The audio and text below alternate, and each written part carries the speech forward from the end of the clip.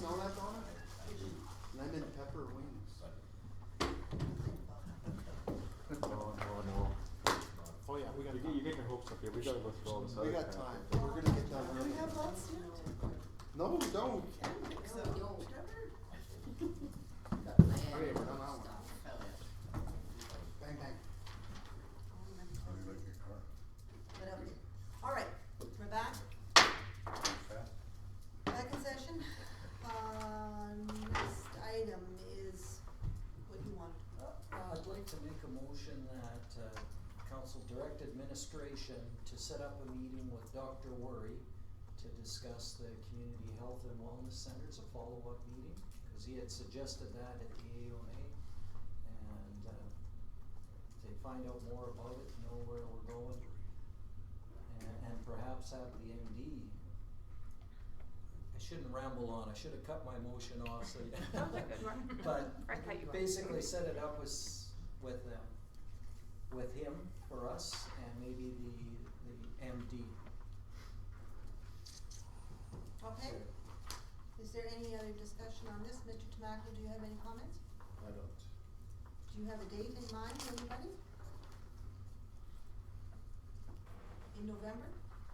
I didn't have a date, but the next month or two, yeah. Within the next 4 weeks then? Will it be subject to his schedule, I would imagine, and you have to be careful because AAMDC is meeting at the end of November for the MD. They will be away. Then you're kind of into Christmas, so you want to do it a bit sooner. Are you looking at it before a regular council meeting?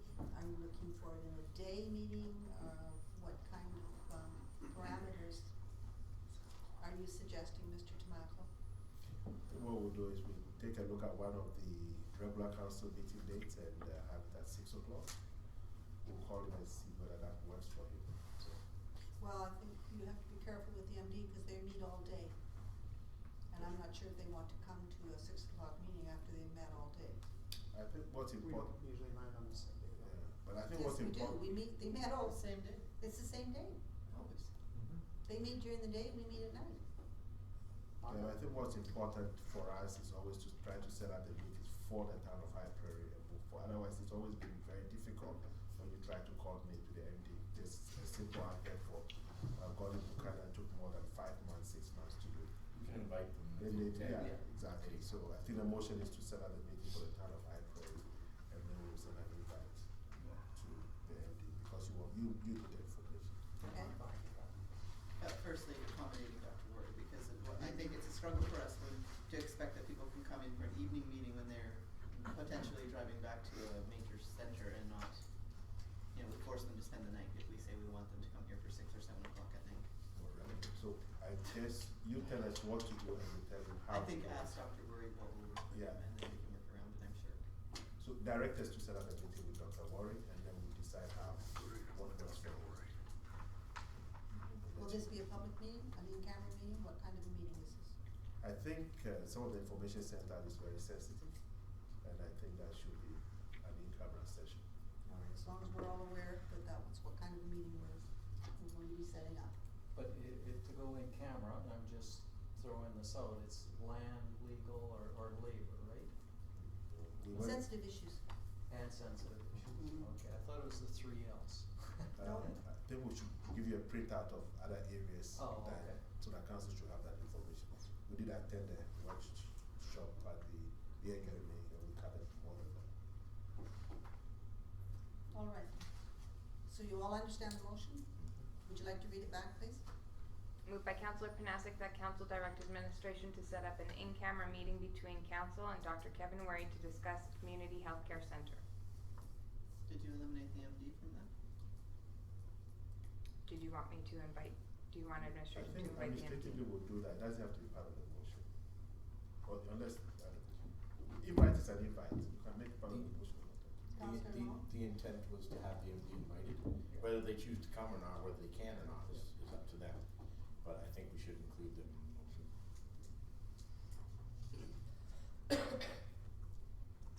Could you read it back one more time, please?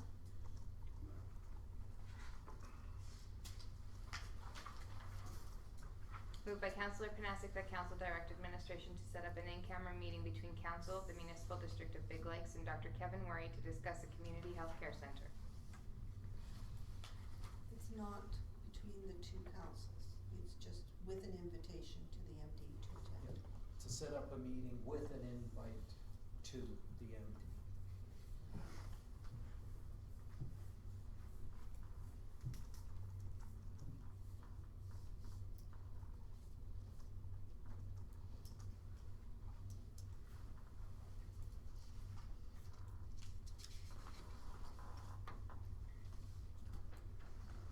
Ready again?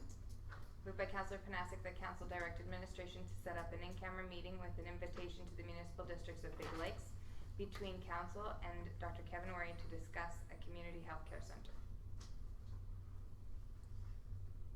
And I only make this as a comment, but we do have other municipalities that surround us that might be interested. That's a good point too, yeah. But I think it's up to Dr. Worry on who he would like. So if he would like to have other people come, we would be open to East Prairie and any First Nations. Alright? Absolutely. Alright, all in favor? Motion is carried.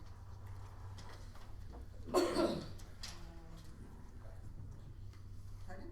Did we ever hear back from Dr. Worry when we were talking about? No, well, he, after the meeting, we talked, Dr. Worry phoned me, and he wanted to know how the meeting went from Pearl's office. And then he said he would, because I had a different viewpoint of what, I mean, who was it? Ma, the little. Michael Ma. Yes, what he had said, so there was some discussion there. He ended up, he phoned Pearl. Pearl came back with a, statement that, no, the approval was not so much there, but she would be following it up herself. And it would not be up to us at this point to have to do anything more to push this along.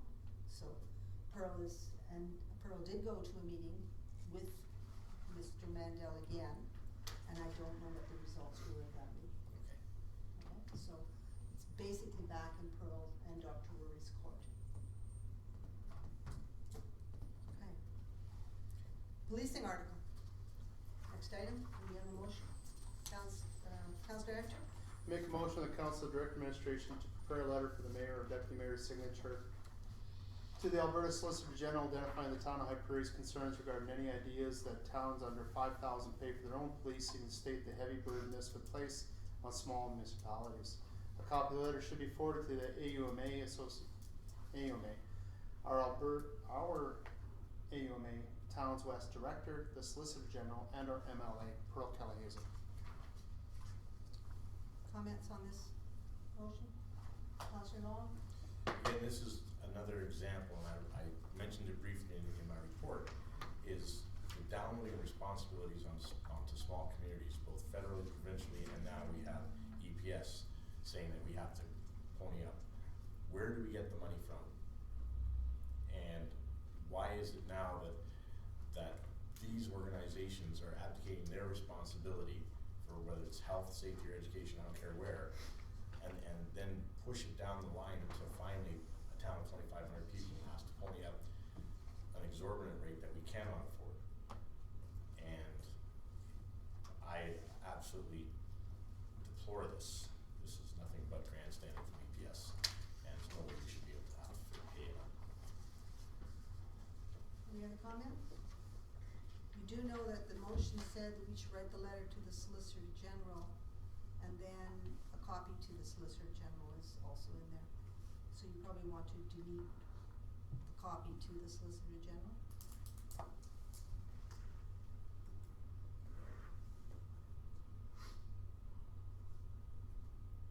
Sorry, please repeat. The council direct administration Yeah. to the Alberta Solicitor General. And then a copy to the solicitor. Well, they're preparing, I've told them to prepare the letter and then send the letter. Yeah, but no, this one, yeah, it's preparing it and then Siggy's, a copy of the letter. Oh, okay, yeah, Right? yeah, that could The be. first sentence is Oh. you're saying, A please copy of develop the the letter. letter, and then later on you're saying, now send it to them. To these people. Okay, That's the way I read it. It's fine, yeah. Would you like to could- speak to this, Mr. Tamaklo, because you are a member of the Edmonton Police Commission, and this is your chairperson that, spoke out on this, so what was the discussion that brought this up? No pressure there, Kelly. No, that's all right. Yeah, it's not an EPS, so I think you have mentioned that it's the EPS, which is the Edmonton Police Service. This is more from the Alberta Association of Police Governors resolution, which I have stated in the RFD, and I was very much present in Drumheller during that conference when that resolution was made. The resolution was made to the Solicitor General to draw attention to the fact that some of these boards are having loss of download on them, and that they didn't serve equity in terms of funding. I did not read the resolution, which I've given you part of it, as anything more than a resolution asking for a fair share from the Solicitor General in terms of policing for those boards. But what came out in the media seemed to have a little bit more of a kind of a conflicting position, and the resolution that I read through did not lead me to believe that that was the intent. However, I think it's always a good thing that municipalities should be able to speak for themselves, and therefore sending a letter like this to the Solicitor General is to heighten and let them know that if there's any intention to download those small towns, that there's going to be a pushback. I think that's very necessary. I've had some discussions about this already at places that do matter, but I think the AUMA, copying to the AUMA is very important. It's not just even the small towns, even First Nations communities, even though they are the federal jurisdiction, do not have equitable policing. It takes about an hour and a half to go to a place like Whitefish or to go to a place like Long in terms of policing. And so without security and safety, some of these communities do suffer a lot. So I think it's important that this letter be sent. But it's from the Alberta Association of Police Governors directing boards within Alberta to send letters to the Solicitor General talking about the heavy load of policing on them. So you'll be talking to the chair of the Edmonton Police Commission, I spoke to him already. and what was his response? The direction came from Alberta Association of Police Governors to get the commissions and the boards within Alberta to send a letter. To say so to how say- did it come out that small towns should have to be? I'm not involved? sure, that's what I'm saying, there's an imbalance between what is in the newspaper, right, and what the resolution from the governors, Alberta Association of Governors is saying. I don't know where the dividing line is. But what's important for rural communities is to make sure that they stand up, send letters to the Solicitor General and to the AUMA to give a pushback to if there's any idea to download something of that nature on them. Okay, everybody's had any other comments regarding this? I just wanna ask a Yes, question. Councillor Rose? How come this article is about the EPS then? That, you see, there's a lot of misinformation. I mean, to simply confuse EPS and EPC, I mean, if you're not in that field, you won't know. EPS is the Edmonton Police Service, and they report through the Chief of Police, report to the Edmonton Police Commission. The Edmonton Police Commission is a member of the Alberta Association of Police Governors. Yes, this article doesn't make any sense. That's what I'm saying. There's a disconnect in terms of what the article is portraying. And if you're not part of police enforcement, hell, you won't know. I know the difference, but most people are not part of that process, so they won't know. But the article in itself, it's what it is. It's media. Any other questions? One comment. Yeah. Could you read it back, please? Oh, we've got it. It is exactly the same as this one, right? So does anybody want it read back? All in favor? carried. See you then. So it'd be Richard, nice you don't have to have leave because we're making fun of the media. What's Not even You sell never that. said anything about your paper. You should've, you Yeah. would've got it right, You Richard. never do that. So, the next item then is Protective Services Report. Constable Bloom, would you like to join the pod seat, or do you wanna do it from there? Come up, Madam, so we can hear you.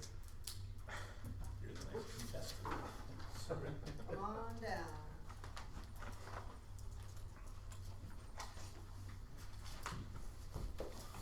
So, you have the report in front of you. Are there any questions regarding the report? Councillor Carrier, I'm gonna go around. You have mentioned in here the skateboard park. I sure hope there's a lot more presence there, both from yourself and the RCMP. People not wearing helmets, I believe that's, correct me if I'm wrong, a provincial law? Or for skateboarding, it's not, it is not, alright? that would be a parent responsibility. And we can go there and tell the kids, get a helmet, and they can tell us, oh, I left it at home, and continue doing what they're doing. We can't force them. We can only advise them. Okay, and then the other question I had for you, peace officer, are you enforcing bylaws, or what exactly is, define peace officer? Do you do bylaws, or you? Yes. Peace officer, there's two classifications of peace officers. One, CPO 1 is myself and Mark. We have both authorizations to do provincial statutes and municipal bylaws, whereas a CPO 2 can only do bylaws. I would personally like to see more enforcement on bylaws. We have RCMP in town to look after provincial stuff. I really strongly believe we need our bylaws enforced. A lot of the complaints I get are bylaw issues. For instance, Noise bylaw for Carillion, well, that's there's just different, That's the a- thistle that- been growing sorry. everywhere. You know, if that was just enforced, we wouldn't have to hear about it. That's just my opinion. well. Can I speak? Yes.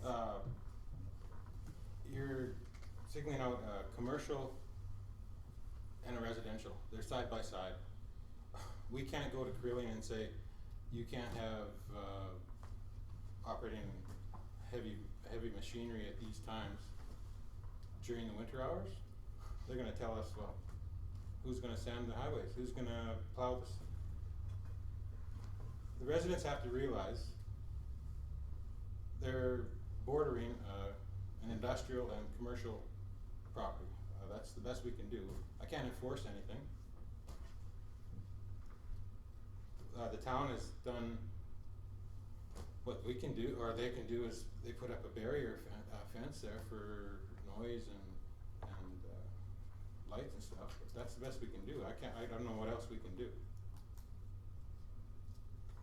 Ask them to maybe to move back out to the transportation yard. I don't know why they didn't use that in the first place, but It's a good idea, though. they should have stayed put. Anyway, that was a guess between them and transportation, I guess.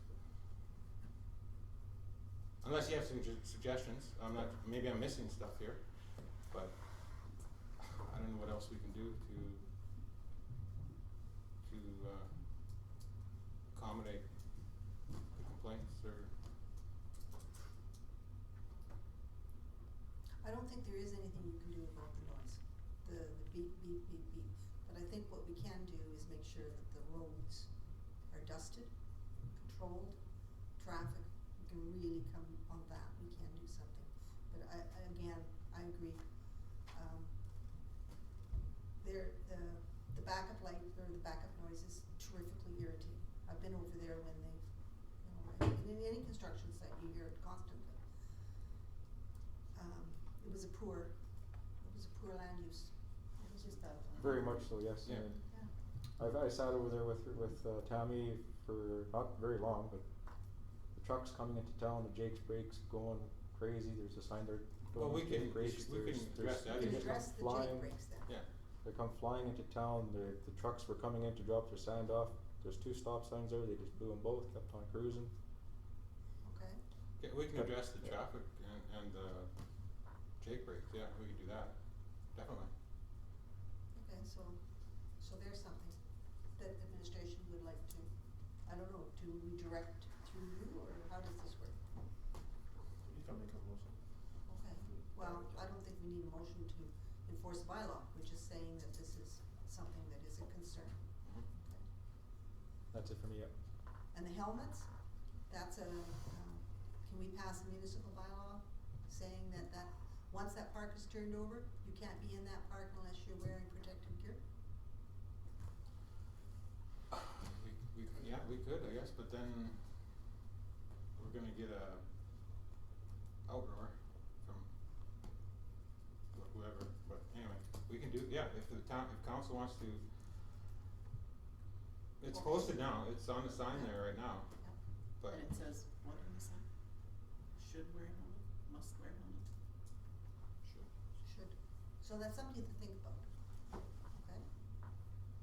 Not the bylaw, but it is something that could possibly be worked on once it's turned over to us, Yes, yeah. okay? Anything else? No, that's it. Councillor Emter? I spoke earlier to you about a concern raised by a resident of the town. And the resident wants to construct a house and wants to make sure they conform to the bylaws. Not his previous house, but his new one, I guess. And the question in mind was fencing. Actually, he had multiple comments. If you have a vehicle parked on your lawn, it has to be movable. It can only be unmovable for 2 weeks or something. He made that comment. And then also commenting on fencing. When a fence meets the front edge of the house, it can only be 3 feet high. That's not the front of the house, it's the front edge. So when it comes to that point, you're allowed up to 6.5 feet high, and as soon as it meets the front, it has to drop to 3 feet, continue to the front of the property, and go across. That's what the bylaw states, and you do not need a permit as long as you follow the bylaw. If you do not wish to follow the bylaw, then you need to apply for a development permit and exceptions. Sadly, it appears that we have a lot of fencing around town that does not comply with this. So that was an issue. That was brought forward by someone. Also, that the fencing appears to be built into environmental reserve. That would be an entire neighborhood where people are not allowed to cut grass or disturb the environmental reserve. You cannot spray, you cannot put your wood chips, your garbage, you can't mow it, can't clip it, can't touch it. And I know people have creosote railroad ties going down and steps into the creek. There's all kinds of stuff that goes on there. And that's a big old can of worms. There are some people that took 2 months, 3 months last year to build their fence. And now when I'm told it doesn't conform, now what the heck do we do? Same gentleman tells me that we have a height restriction for garages in backyards of 17 feet. And he tells me of properties that have 25-foot high ones. People that rent out living space above their garage or shop, which is not allowed. Every street in town is illegal. If you wanna go here. No, those are grandfathered. As long as you rent it So out the before fences the then, windows. probably, the fences can be just the same, I mean. That bylaw's been there a long time, the 90s. And so then did they all get a permit? No, if there is a grandfather, it would have been, if your fence was built before 1996 or 98. But this bylaw's been there for at least that long. That means all those fences that have been built afterwards do not conform. Unless they had a permit and it was approved. That's right. So we have to go check everyone to see if there's a permit. I'm just telling you the problems that were brought forward by a resident. I don't know. And the environmental reserve, that's a big one too. So I'm not saying run out there and start picking, it's something the council needs to be aware of, that we're not following the bylaws. Or the town's not us, but we need to decide what the hell we're gonna do now. Sorry for swearing. Okay, that is a good point. If, sorry, Yeah, if the individual wants to make a complaint here, then we can start the process, I guess, if you want, but.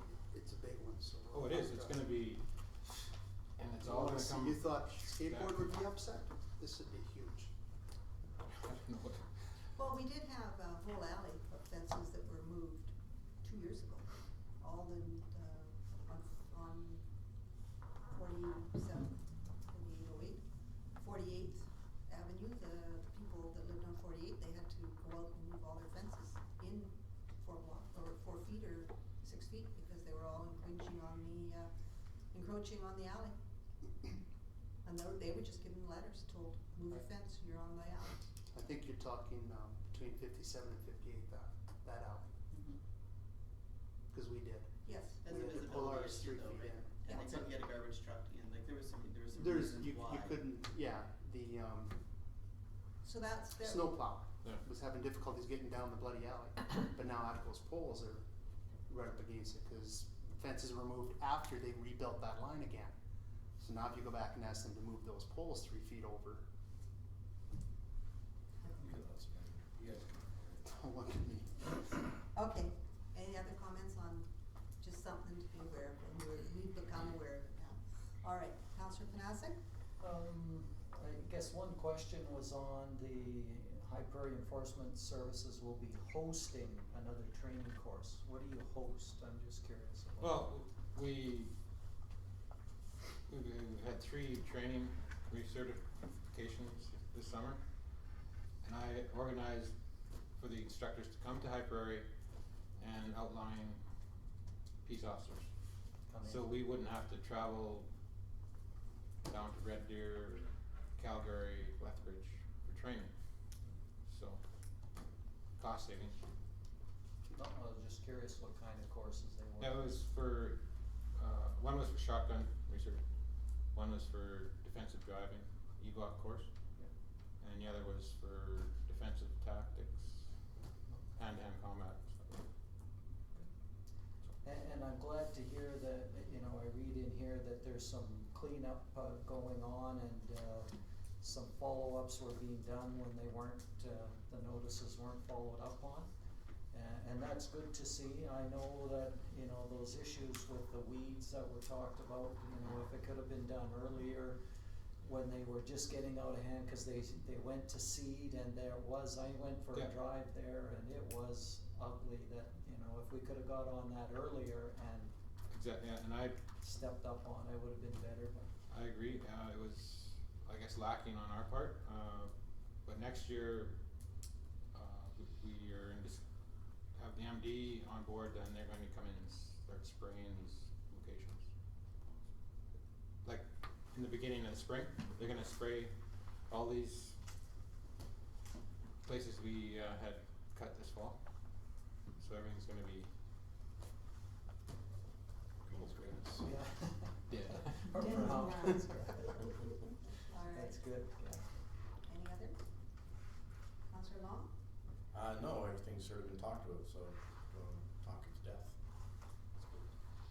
Councillor Deynaka? Same thing. Councillor Rose? Just wanna ask a little bit more about the helmet issue, which I appreciate what you're watching those kids. I mean, it's amazing the amount of kids that are using it, but there's hardly a helmet out there. I mean, it's almost like if they brought a helmet, they put it by their bike because they'd be embarrassed to put it on because they'd be the only one or something, you Yeah. know? Have you, or are you familiar with other communities and what they're doing, like as far as helmets? Like, has anybody got a helmet? Like Grand Prairie and some of these bigger centers have got these fenced-in parks that, they have more staff sort of handling things. And I see lots of kids with helmets on there, so I'm just curious whether we know whether. Just to give council an idea, we're handing out coupons with kids with helmets on, like A&W coupons. Reinforcing the behavior kind of thing. And when other kids without helmets see this, they come running over and and I look at him and I said, you go get your helmet on, and then I'll give you one, but it's, I the wonder next if we- day, the kid we give a coupon to is riding around without a helmet on.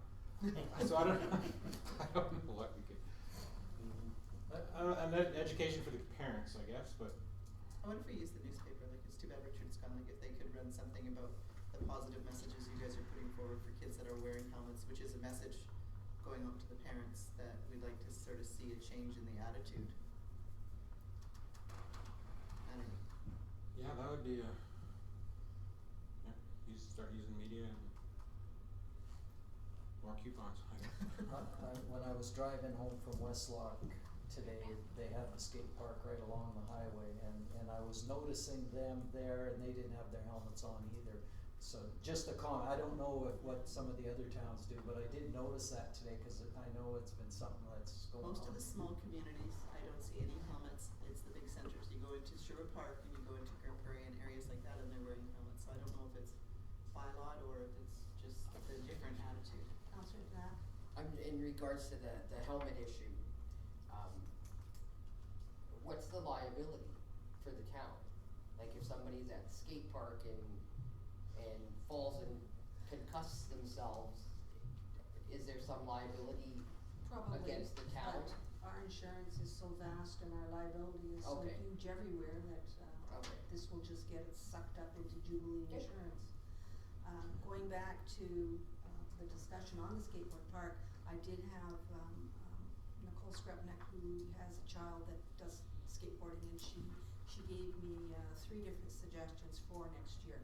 She said, and possibly even for this year, get a sign up that says, for the constables, High Prairie Police Constables, phone this number if you're being harassed or anything like that. Okay. Get those phone numbers up on the fence or whatever, so the smaller kids and their parents can see, here's a phone number to phone if you've got a problem. Okay.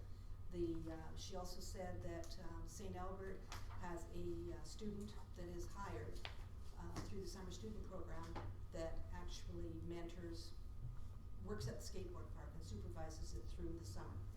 So it's a skateboarder, wears helmets, wears the thing and is there, that's their job, is to supervise that facility. Certainly something that perhaps we should be thinking about, because if we can get a summer student grant, here's a job that they can do. And she also said that, they have a mentoring program through Alberta Health Services, and someone from Alberta Health Services would come and give workshops on helmet and skateboard safety.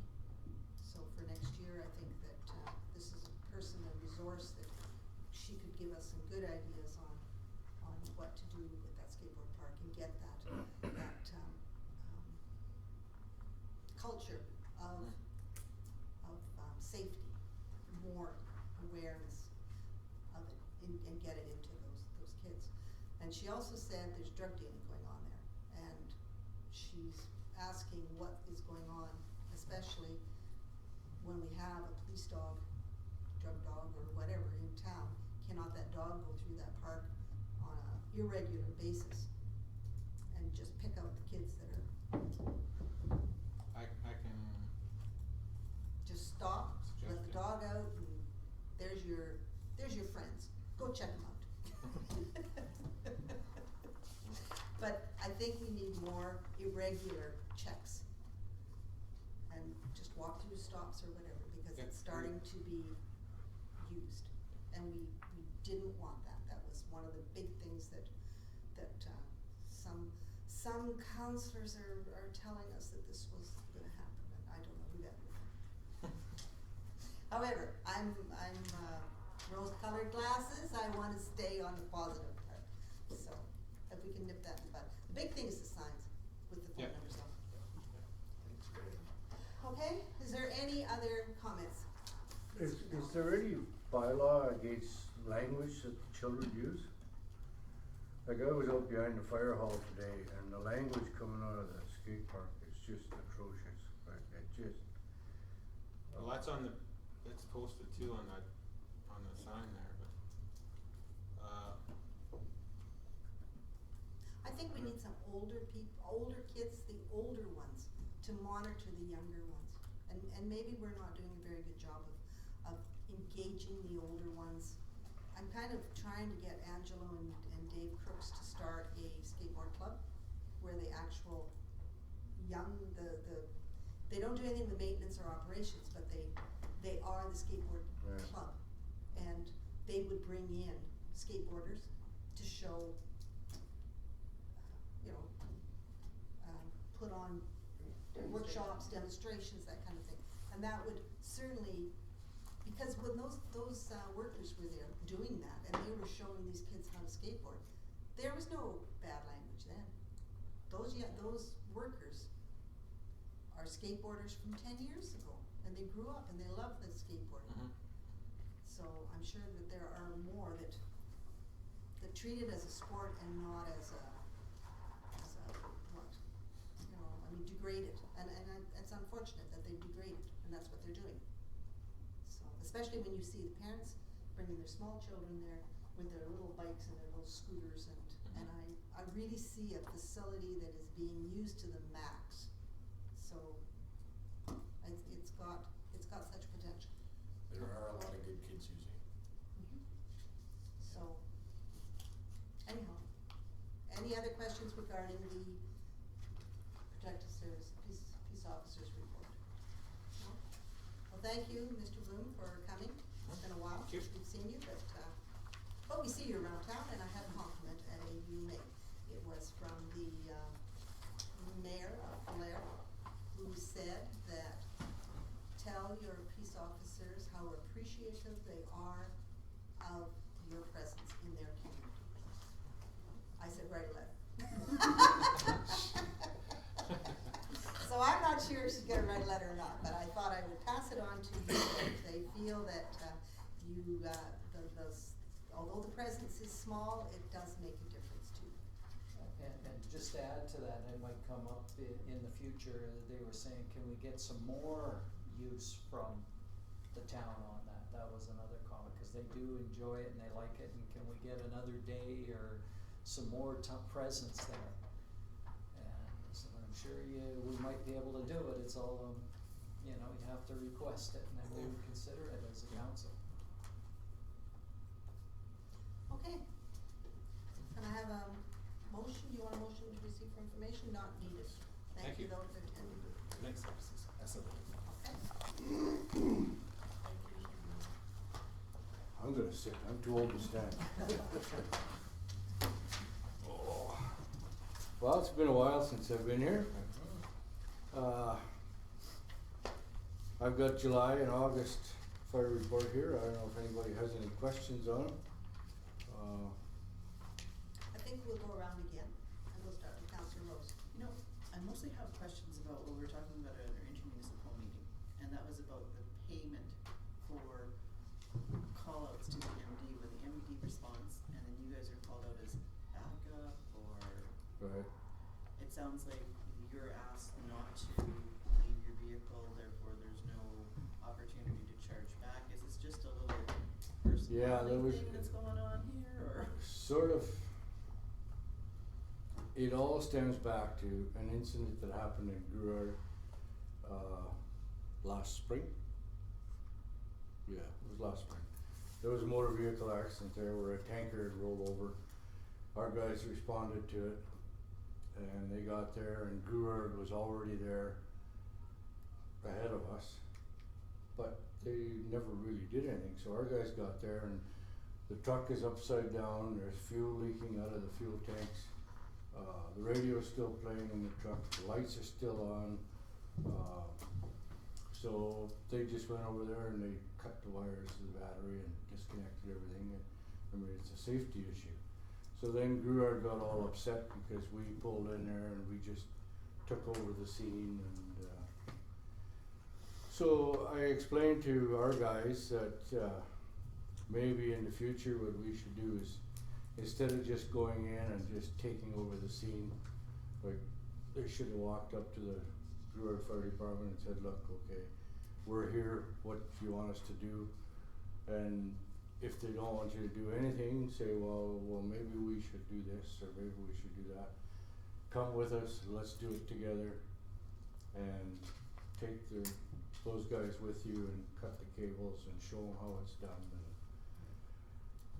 And then after that, we had a meeting with Leo, and Leo said, well, what we have to do is set up and start using staging areas rather than going in there and just taking over.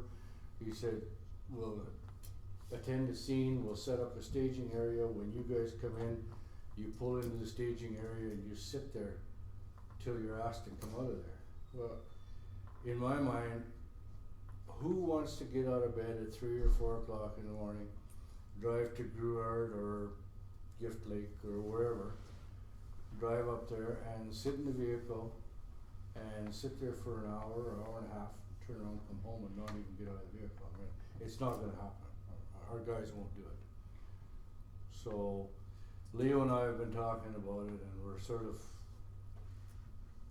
Working on it? yeah. Okay. So, Does it affect how you're paid? And how you build? well, yes, it does, because if we go out to a scene and if we do something, we can bill for it. If we just go out there and sit in a staging area, it's pretty hard to send a bill to about a transportation or to an insurance company and say, well, you know, we wanna get paid for 3 hours for sitting in the truck. Like, it's pretty hard to do that, so. Like, you're confident you guys are working through this? Well, Leo and I are talking about it, and we're working on it, so We're just a bit it's slowly confused at coming. intermunicipal, cause nobody seemed to know between the two councils, Yeah, what sort of the rules. it's slowly coming, like Leo and I are working on it, and we're slowly getting things ironed out, and again, it's the same old thing, like, you know, you teaching an old dog new tricks, you have to go at it slowly, you can't, So I imagine it's only gonna affect our fire department and reading out the MDs, right? Because they're gonna be the first call out, right, or they're gonna be closer? they're That's- closer, yes. So they're probably gonna be there first, therefore it'll always be our trucks that are gonna go out We there had and sit. another call here just, about a month ago, I guess, at Enilda. And our guys went out to that call, and they went out and they went to the Enilda chief and they said, what do you want us to do? And the Enilda chief said, do it all, we don't wanna do anything, we'll control traffic, you guys look after everything, so. I mean, our guys are trained for that, we've been doing it for 20 years, so. These other guys just started, well, they don't even have a year, so. And they don't have the equipment we've got as well, so they probably got half or a third of the equipment we've got, so. I know this is probably a bigger topic and I don't really wanna waste too much time, but maybe for future consideration, I'm really curious your thoughts on regional fire services, because it seems to be like everything else we're looking at more regionally, and the government's pushing us to look more regionally. It seems to me that this definitely, we need to work together regionally in order for this to be I somewhat, think- and you're doing that right now, but what would be, like, obviously this has been talked about in the past, and it seems like that it's never gotten very far. Why would there be resistance? I think it didn't get very far before because the councils didn't get along, basically, and also the past fire chief from the MD of Big Lakes was, I don't know what, how to say it, but he was a little bit harder to get along with. Leo is a little bit easier to get along with, and he's trying to push towards regionalization as well. Do you see the value in it? Yeah, I think there is. As far as purchasing equipment and stuff, we just buy in bulk or buy more of it, so you get it cheaper, and I think there's a benefit to it. And especially if we can get into an agreement with the MD's got way more money than we do. So. Okay. Councillor Deynaka? My only question is, what is the status of the fire department? And I see you have a recruiting sign, I've seen some posts on Facebook. Right now, our Facebook, status some of the ones is, you've been saying, if you lose your fire department, your insurance is gonna go up. it's scary right now. At one time, we had between 25 and 30 people. A few years ago, we had 36 people. or 35, I guess it was. Right now, we're down to, is it 18 or 19? 18, I think. And out of those 18, we probably have 10 that are dedicated. And this year we've had 104 calls so far. And for 10 people to go and respond to that many calls they're getting burnt out. Like they're just, and we can't seem to recruit any more people. The young people now just don't want to do it. And if we don't, we're gonna have to shut down the fire department. I mean, we don't have a choice. If we do that, our fire insurance would go up triple from what it is now. Or if we have to hire paid fire department, I mean, we would need probably 20 full-time paid staff to, run 3 shifts, 24/7. So I was figuring that out, like that would be in the vicinity of $2 million a year just for firefighting. That would be devastating to the town. Maybe we should just increase the honorarium from $10. Well, I don't know, maybe that would help if we raise their honorarium a little bit, maybe it would give them a little bit more incentive to. So what can we as a council do to help the fire department in some way to get more people or? I don't know. Run a survey, find out what they want, what they think would. Speaking to the guys at the fire hall, like we've talked about before, and the ones that are there, the dedicated ones that are there, money's not an issue to them. They're there because they wanna be there, they wanna help the people. Maybe if we did give them a little bit more money, maybe we could get some outsiders in here, I don't know. Right now, we're going on a big recruitment campaign, and I got some banners made up today, and we just gotta hang them up. And I hung the one banner up by the fire hall, and those 2 posts I put on Facebook yesterday. I had 2 girls show up at the fire hall this morning and pick up applications. I don't know. Okay. I just don't know. Councillor Long? I have nothing. It's pretty self-explanatory. It's good. Councillor Panasic? Just a comment on this issue of shortage of volunteer firefighters. I was just listening on the radio, on my driving, the many hours in the vehicle, and they were having the same problem in other towns, and they were talking about that same issue. How do you get the people more involved? And there wasn't any great answers coming through on the radio either with the people that were looking at it, and the same issues you brought up. If they lose it, what's the consequences? So it's a problem for more in our town, and Well, hopefully we can get some. Sorry. I just came back from a training course here on Sunday from Colorado, and there was people there from all over the states. There was 2 classes going on. One class there was 48 of us, the other class there was 50 of us. So it was 98 people there. And we were all sort of networking together. And it seems like all over North America is the same thing. Like, they have the same problems we do with volunteerism. It's just the way the world is going nowadays. It's just people just don't have the time to volunteer anymore. We need some temporary foreign workers. We tried that. We had a few, but 4. the problem with those guys is every one of them is working 3 or 4 different jobs, and they don't have time to dedicate. So they come there and they spend a month or 2 and they realize how much work it is, and then they just leave because when you're working 2 or 3 jobs, you don't have time to volunteer. And I don't know what to do about that. Just one other quick question, as I was noticing that you set up a landing zone at the airport for stars. And I'm just wondering what you have to do to set up what do you do at the airport to set up a landing? Like, I understand if there's an emergency out somewhere else, but if they're landing at the airport, why do you guys have to? We just go out and use they have the green lights that we set out for them. Oh. And with their night vision goggles, they can see the green lights a lot better than they can the red ones or colored lights at the airport. So that's why they want us out there with the lights that they gave us. Okay. Councillor Emter? No question. Councillor Carrier? Recruit, tell people to come and join. Just another question about recruitment.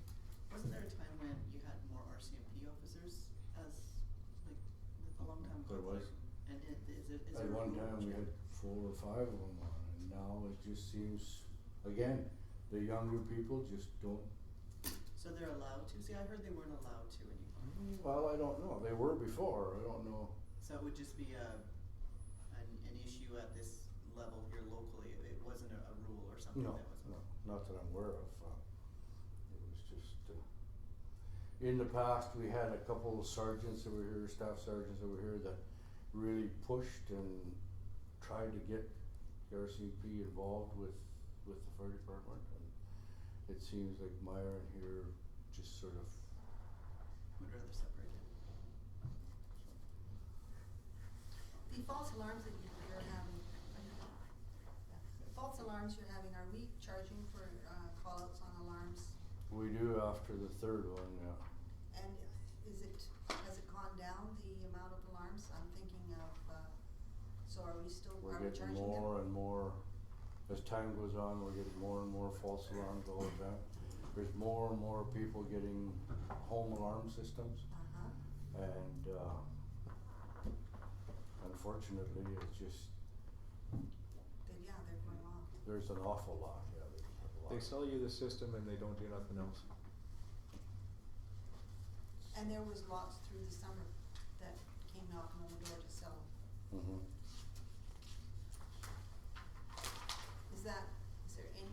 Is it a problem at this point? Well, it is a problem it's not a problem for me because I'm old enough, I don't get out of bed. I lay in bed with my teddy bear and I sleep.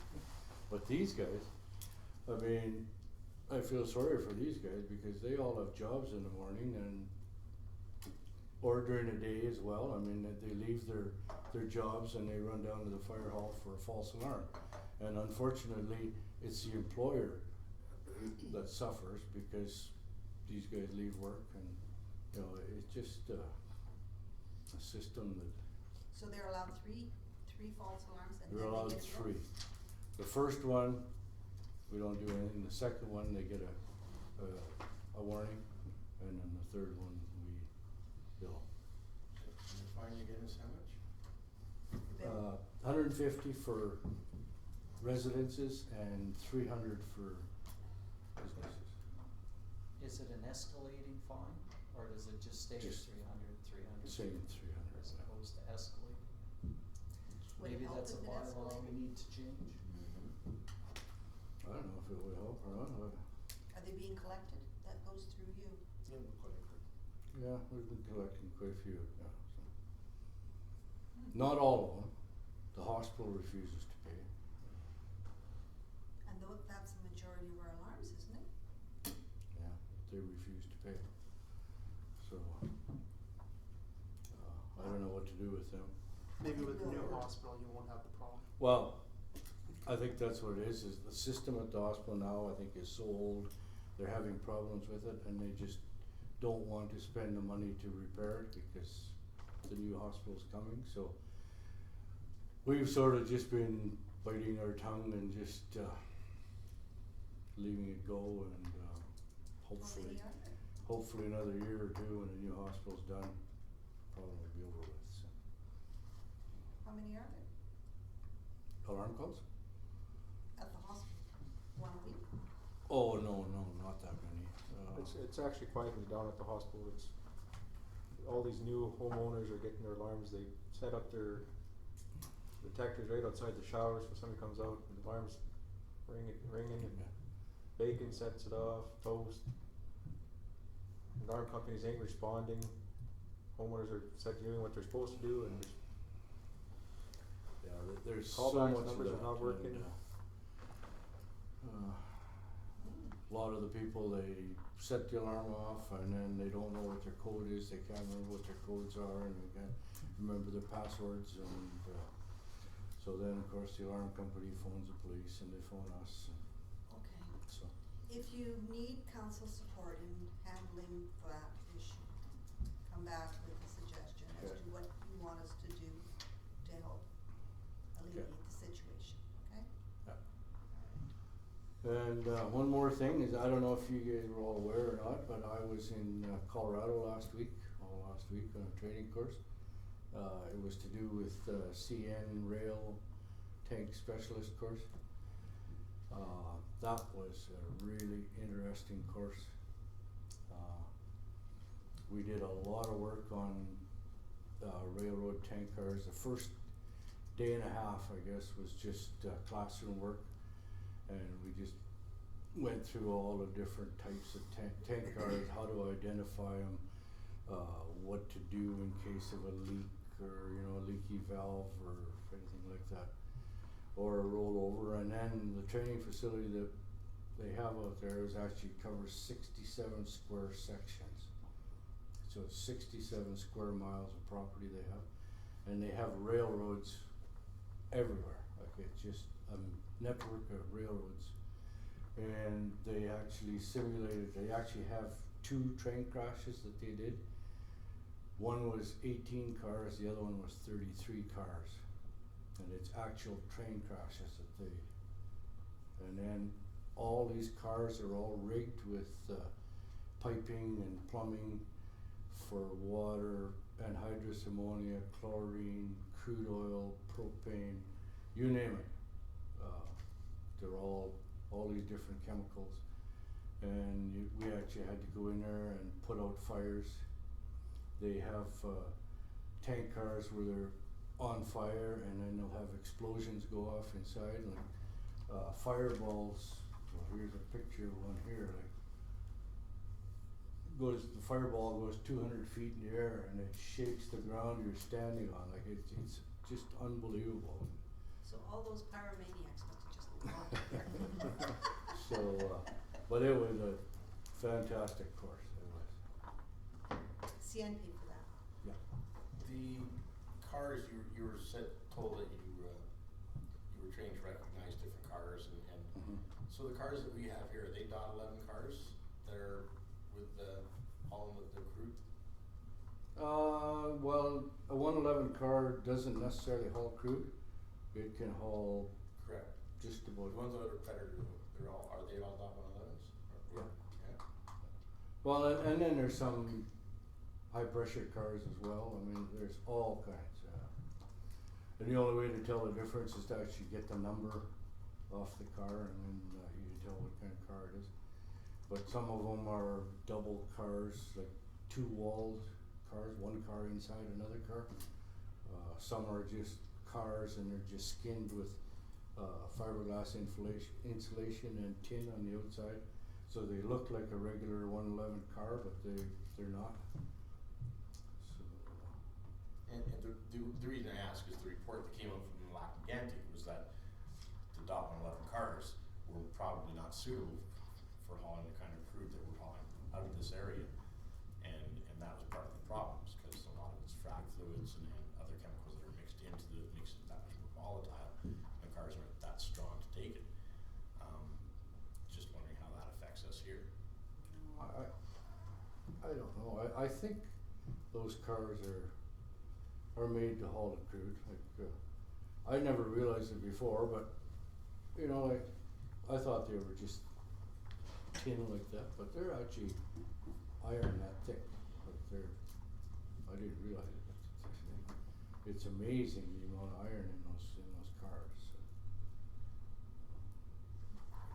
But all I have to do now is go through with the fire department with all the guys and try and teach them everything I learned in the last week, and hopefully if we ever have a situation here, we'll be a little bit more prepared for it. So. Has administration been sending any of the information we're getting from CN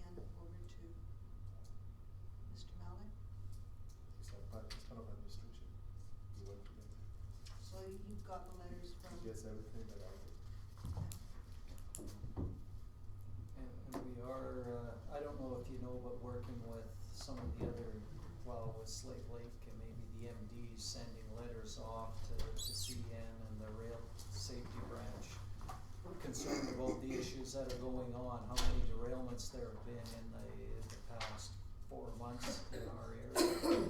Not, thank goodness, close to us, but just the further off to the east. A lot of issues, and it's right along our. Right along the lake, that's the scary part. That's the scary part, so. And here, I think it's not a matter of if it's gonna happen, it's a matter of when it's gonna happen. So we are working and saying, you know what, there's something wrong here, guys, figure it out, because everybody's doing what they're supposed to be doing, that's what we're hearing, but there's still all of these derailments. What's So the issue? why is there all these derailments? Exactly, and so there are letters going out from all of these municipalities saying, get back to us and let us know what's happening. Our emergency preparedness plan, is it up to date now? Yep, we're just waiting to use it, and hopefully we never ever have to use it. Okay. As far as I know, it's up to date, it's probably, I was thinking like this fall I would go through it again and, just check on it, but you know, it should be gone through probably 3 times a year, 4 times a year, so. And what about a tabletop exercise, just to put it into action a little bit, just to. Well, the MD is talking about setting one up, and They we did also one. have, East Prairie The one that I sent wants you. to do one, in October, the end of October, I think it is. And then I think I would like to do one, but we'll probably do it, leave it till spring, cause it's starting to get cold now, and, unless we just do an indoor one, but, the one that we did at the MD here, what, a month and a half ago, it didn't really go over that well indoors, cause all we did was talk about things, and there was no real action.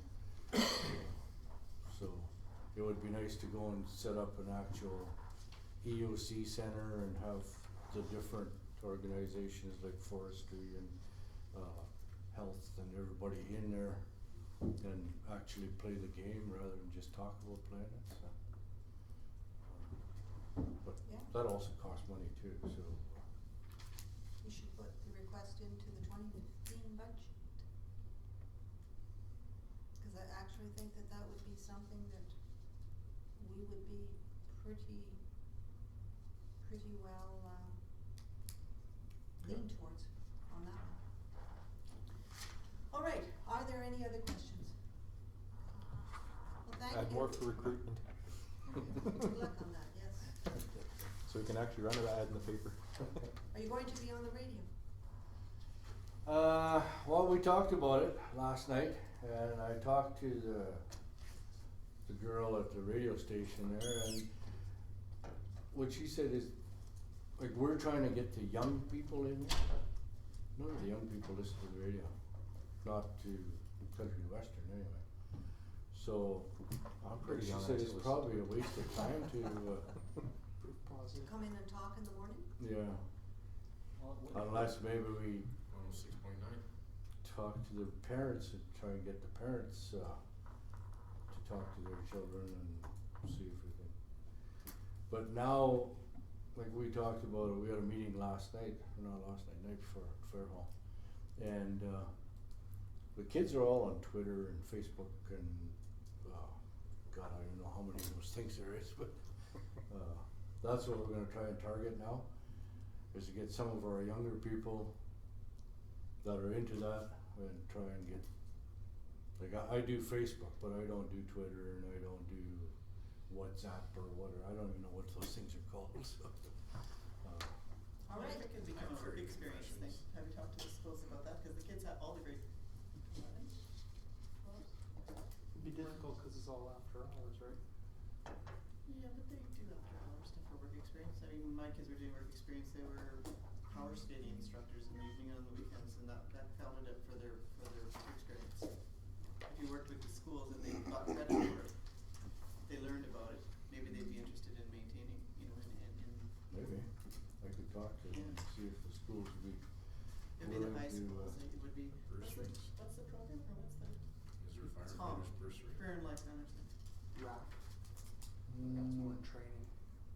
teachers, I don't know if there is or not. It's a good way to get high school students in. Anybody in grade 12 who's a volunteer firefighter. Well, you mean like a bursary around the local area? Yeah. No, there's nothing that I'm aware of. I mean, it's something we can maybe look at. I don't know who would, put up the cash for the bursary, I don't know. Use your equipment fund. You know what I got to say for you? No. I don't understand why. They're on recording. It's getting too It's big. illegal to swear in public, actually. Those children you hear, Look at his red they can be face. ticketed for swearing in public. Biting his tongue. All right, we're done? No other questions? Thank you very much. We Okay, appreciate you're what you welcome. took Thank out. you. Thank you. And Councillor Emter? Just take note for the executive, assistant, 5FI, 5FI2 should be the year of 2014, not 2013, just when we approve the minutes next time. And then I'd like to make a motion that council hereby proclaim the month of October 2014 as Breast Cancer Awareness Month in the town of Prairie, Alberta, this first day of October 2014. No, Yes. Yes. Because he just finished telling us we had to do that. but we don't have to do it for the police Well, officers. it's all protective services. Ah. Yeah, it's the protective Did you wanna make that services. motion? Yeah, I'd love to make the motion, receive for information. All in favor? And now we'll do the next one. I'm not doing it. You already did it. It's, September, what? Where are we putting the 2015? I missed that. No, page 118 and page 120 have 2013 at the top, under Oh. the meeting date. Oh, okay. That's all, it's just Yep. for minutes. Okay. So we have a motion from Councillor Emter and, receive, to advertise the, On the digital motion sign. number one, recommendation number one. Yeah. So we're talking about breast cancer, That's page my one list. 18, and it is the recommended action is the motion for number one, recommended action number one. So all in favor? That's carried. And the next item is the Threshermans Association, Councillor Councillor Carrier. Make a motion that council receive the Pioneer Threshermans Association's request for information. Any, discussion on this item? Councillor Panasic? I guess, I would wonder why we wouldn't want to support this. I'm just throwing it out there, cause I was thinking that we would send a letter, but and obviously. My he doesn't. apologies, I thought they were asking for cash. No, just a Just a letter of letter of support. support. I withdraw my motion. Okay, Would you like to edit your motion? wanna remove? Yeah, I want to remove my motion, yeah. And another motion, and Councillor Long? I would like to move that council direct administration to prepare a letter to the Alberta Historical Resource Foundation for the mayors or deputy mayors signature in support of the Pioneer Threshermans Association marker sign claiming their property as Triangle Corner as in copies of the District of Big Lakes, Pearl Callahation, RMLA, and the Pioneer Threshermans Association. Discussion? All in favor? That motion is carried.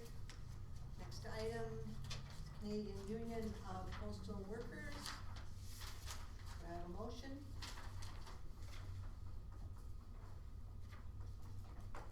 Councillor Long? Council received the Canadian Union Postal Workers letter dated September 15th, 2014, recommending postal service support for information. Discussion? All in favor? That's carried. Association of High Prairie District Children's Resource Council. Can I get a motion on this?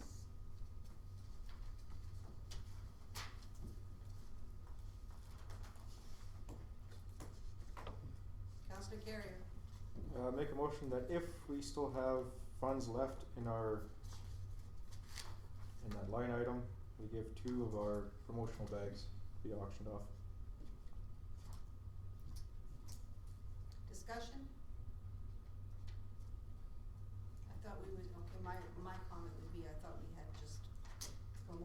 bags constantly made up. Councillor Panasic? My opinion that those promotional bags aren't all of that attractive, and people probably wouldn't be jumping all over them to bid on. And Mr. Carrier's already got a good collection of them, so I'm just wondering if there's anything else that we have to donate. Maybe we can donate a service or something that might be more attractive. Just an idea. I don't know if we have anything else or. Well, we could throw a $100 Visa card into it. That would make it more attractive. At least they'd get something plus the Some sort of promotional gift items. certificate. I agree with Councillor Panasic. We found that even at the trade show, we had people that came up and didn't want to enter our draw because we were giving away anything that, no, I don't really want that. So it would probably be better if we're looking at them trying to raise some funds to have a gift card of some sort.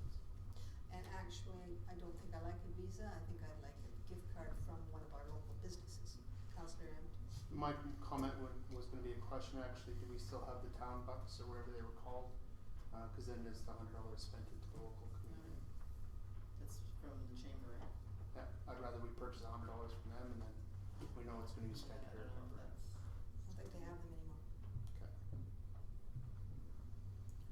And then if we went with one business, then you're leaving out other Mhm. businesses, that's the issue, whereas a Visa could be spent with any of them in town. It might not stay in town, but it might, and it could go to any business.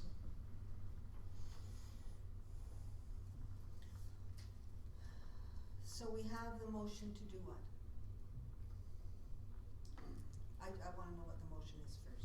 To make up 2 promotional bags and donate them to the Association of High Prairie and District Children Resource Council live TV and radio auction fundraiser. Okay, As much as I wanna support the CRC, do we not have a policy that if they're asking for a grant, and this would be considered like a grant if we're gonna give cash, that it was supposed to have been applied for last year? That's why I keep going to the promotional bags. If we have a policy, we best stick to our policies.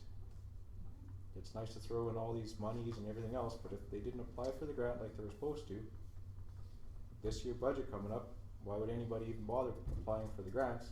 Just keep throwing it in during the year. They're not gonna follow the policies anyways. Does this not fall under sponsorship though, and do we have a policy on sponsorship?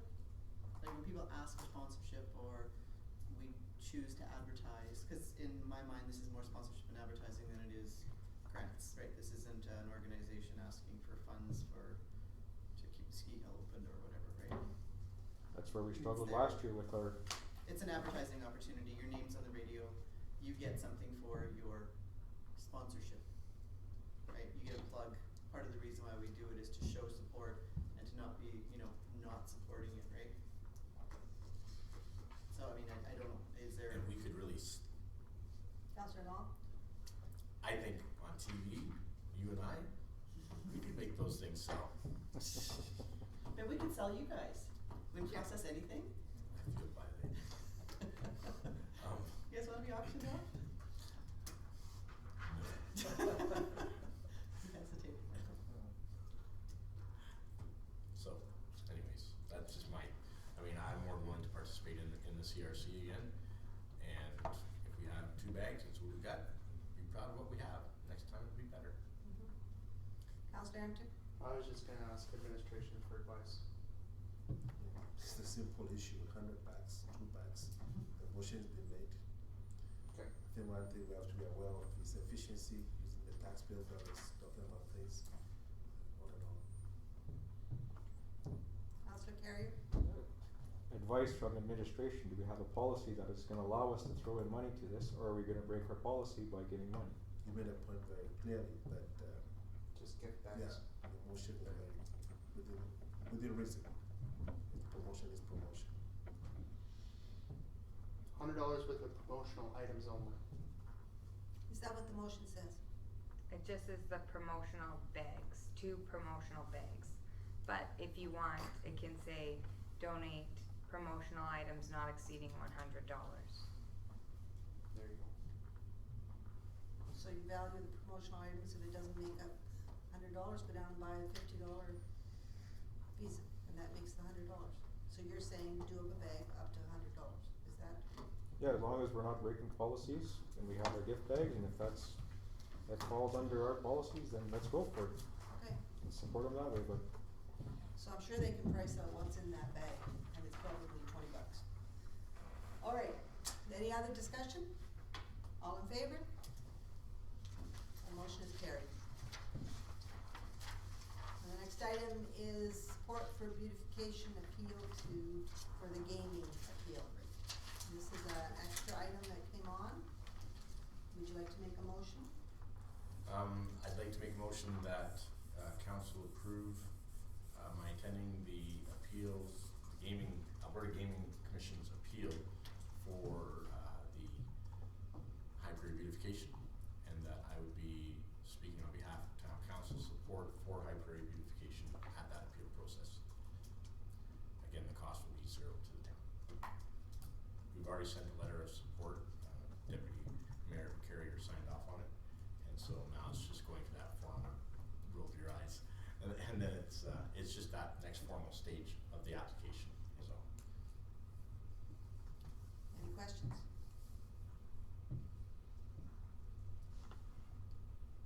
I'll wait for the motion to be read because it was kind of convoluted. Yes, because I didn't want Brian to prattle on. My apologies. Yes, yeah. Moved by Councillor Long that council authorize Councillor Long's attendance at the Alberta Gaming Commission appeal for the High Prairie beautification with no cost to the town of High Prairie. Do you want the date? Okay. All in favor? That's carried. Thank you. Next item is the staff and CO written report. So the CO's written report, do you have any questions on it? Do you want me to go around on this, or do you wanna just pop it? Alright, then the same way, Councillor Emter. I just have one question regarding, Peavine. We conducted research for Peavine regarding who's paying taxes on the new hospital and Tim Horton's site. We also worked out issues pertaining to fire hydrants and tie-ins. My concern would be that with the first portion, can you clarify what you state when you telling, did we relate to Peavine who paid the taxes? Yes. Because we were under the impression that Peavine was paying for those lines. So we Oh, okay, had to so it was a clear, okay, no, I understand now. Okay, no, that's fine. That's it. Any other questions? Councillor Panasic? Just a couple of questions. The one about Carrion and being given permission to sweep the highway in exchange for sand and salt in the winter, I don't understand. So we're in essence paying them to be able to sweep the highway, is that what I get from that? Yeah, I think it was an arrangement made between Public Works and them, and I'm not sure exactly what the underlying situation is and how long they've been doing this, but it's something that they've worked out. Cause when I read that, it did seem to make sense to me. It's, you got. I think what actually it is the two main highways through town. Yes. We clean those, and they're supposed to, so they subsidize us by giving us sand, Oh, salt. they're giving us the Yes. I thought we were giving No, them. no, That's they're what I thought. subsidizing us for doing that work. Oh, okay, that's the way I interpreted it the same way and go, why are we paying them to sweep the? The town sweeps in exchange. Ah, okay. So that's the coincidence. Yes, okay. So then why did we have to wait and ask them? Well, they have to agree to give us the salt and stuff then, right? They have. No, but we're doing this as No. an exchange, and yet when we said this highway needs sweeping, it was like, well, we have to go and ask permission to sweep it. Yeah, it's a Do they- horse Just trade, but you clarification, still right? have to agree upon doing this horse trade. You can't go charge them for 2,000 man hours because you're out there every day cleaning it. We're not Doesn't charging mean- them for anything. Well, we are, because they're gonna have to compensate us with sand, salt, and everything else. So unless it really needs it, we shouldn't be out there just falsifying accounts. It's a clarification, that's all it is. Well, all I know is that we only got this swept once this year. Then call for a they'll ask us to go do it. Good plan. They'll ask us to go and do it. You call Somebody Prairie, complains. tell them I it's dirty, see. we'll go clean it, The they'll give us. local, yeah, all right, we have to So everyone, call Carillion. and then we can get the street swept. One other, I guess it's a comment on, the motion, it's on page 134, 313-14, about the, thanking of Buchanan Lumber. And it's been dragging on, we either have to do it or remove it. And it's sort of, the MD request is for the Reeve and the mayor to work on this, and I don't know where it's at, but we either do it or it's getting fairly late. What do we do with that? Have you heard more on this? Because they are working on it. Oh, they are? Okay. You might have missed the meeting. There was there was a meeting called, and it has been decided that they're going to do a memory wall at Buchanan Center with a collage of photos. And they're also going to have a tea at Buchanan Center when they unveil the collage of photos. And the MD wants to plant some more trees in their arboretum. And they want to bring over the cat. Were you at that meeting? Yeah. So there has been, yeah. They wanted to have something done by the end of September or something for, So we should bring it up at the intergovernmental again. Okay, so this motion is, it's being done, but not exactly as the motion was written, and that's fine, it's a different, appreciation than Smaller. going in the paper and stuff, so. okay, Smaller, so- and they're going to involve other community groups. Well, I don't know if I would say it's smaller than what the motion is. The Oh. motion is just to put something in the paper, thanking and welcoming, West Fraser. Well, this would be more of a memorial to Buchanan family and business.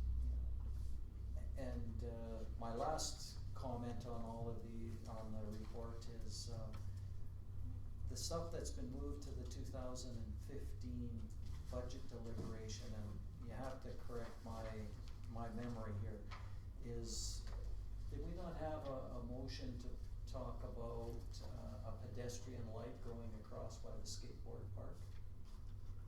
No? Okay. I think that's one thing that we should be considering in that budget deliberation, so that we can look at the costs and build that in, sorry. Councillor Long? Being that that's a highway, that would involve transportation. It might be a little more difficult to deal with, but Apparently there are lights, our crosswalk light, and it's our traffic lights. is it? Apparently, I don't know for sure, but previous Councillor Chicago said the town had to buy those lights. So if we were to take those lights out of there, we possibly might be able to ask transportation, take the lights out and put them at the KFC Well, intersection. even if we don't take the lights out, I think we need a pedestrian walk light right at the skateboard park, cause those kids are coming out lots, and there's lots of kids crossing, going into the playground and stuff. So I think that's where we should have a pedestrian light. I don't even worry about the other lights, I just, a pedestrian light there, and end it, it's not very, I don't know what the cost would be, but maybe, can I make a motion at this point or not? I don't No. know. Wait No. till after Okay, so, that was just, I thought a motion had been made in the past. There was but- discussion on it, and I think, actually Mr. Shikawi was coming to the October 22nd meeting to present his thoughts, because he had been involved in the light situation at when they put the, traffic lights in, and as to why those traffic lights are there. Those traffic lights don't worry, I just want a pedestrian Yeah. on there, that's my. Traffic lights at KFC that would slow the traffic down, get more people to stop in town, and also regulate the flow of traffic and how fast they go through town. So it wouldn't be a bad idea to have one at KFC. We should, go back on topic. Yeah. Yes. That's in order. Alright, any other points on this? No. Anyone else have questions? Councillor Deynaka? 6 609/14, council direct administration to draft a letter to Jason Kenney, Minister of Immigration, regarding concerns business people have. Did we get a did we see a copy of that letter, or I'm just not remembering it? It was drafted. Was that? It was drafted, the deputy mayor signed it, I'm pretty sure. Someone signed it, but it actually came back to us cause the address that was provided was incorrect. So I have to send it again.